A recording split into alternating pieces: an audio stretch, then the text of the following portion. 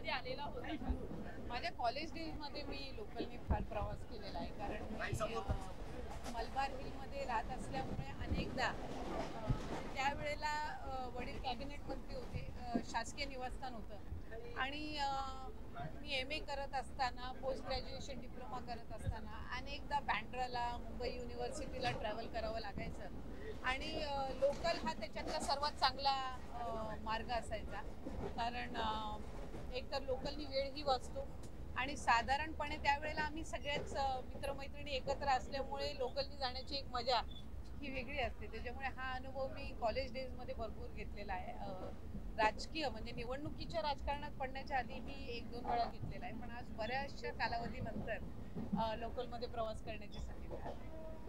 या प्रवासामध्ये तुम्ही महिलांशी संवाद साधणार आहात. एक मंत्री म्हणून तुमच्याकडनं अनेक अपेक्षा असतात, पण सर्वसामान्य महिला जेव्हा घरातनं बाहेर पडतात तेव्हा त्यांचे काही वेगवेगळे प्रश्न असतात. त्याविषयी कुठला आवाज उठवणार? खरं तर अनेकदा महिलांच्या प्रश्नांसंदर्भामध्ये एक कॅज्युअल अप्रोच सुद्धा असतो. अनेकदा लोकलमधून ट्रॅव्हल करणाऱ्या ज्या महिला असतात यांचं आयुष्य काही सोपं नसतं. म्हणजे सकाळी पहाटे 5 वाजता उठून त्यांच्या घरातलं सगळं कामकाज आटपून घरातल्यांचं जेवण करून स्वतःचा डब्बा तयार करून त्या अनेकदा यावेळेला येत असतात.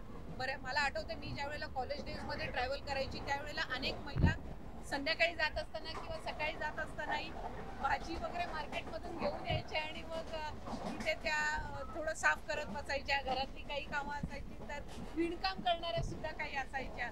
त्यामुळे हा जो वेळ आहे ना तो म्हणजे टाईम मॅनेजमेंट काय असते, म्हणजे घरी गेल्यानंतर आपल्याला जेवण बनवायचं आहे तर त्याची तयारी ही इथून प्रवासात जात असतानाच करणं. तो अनेकदा मी या गोष्टी लोकलमधून प्रवास करताना बघितलेल्या आहेत. तिकीट घेऊन प्रवास करताय.